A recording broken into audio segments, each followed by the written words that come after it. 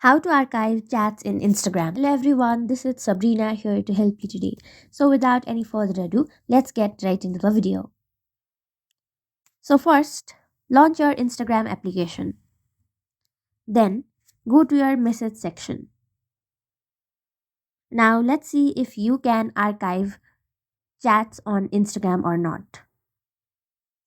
Simply tap and hold the message that you want to archive and see for the options.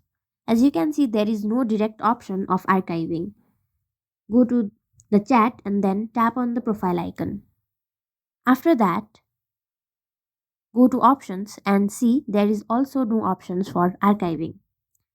Now, the most you can do is shift this to general or simply mute messages and calls if you do not want this person to keep to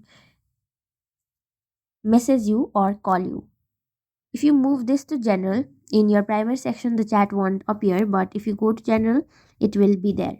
So that's it. Thank you for watching this video. Make sure to like, share and subscribe to our YouTube channel. If you got any questions, comment them down and I'll catch you with the next one.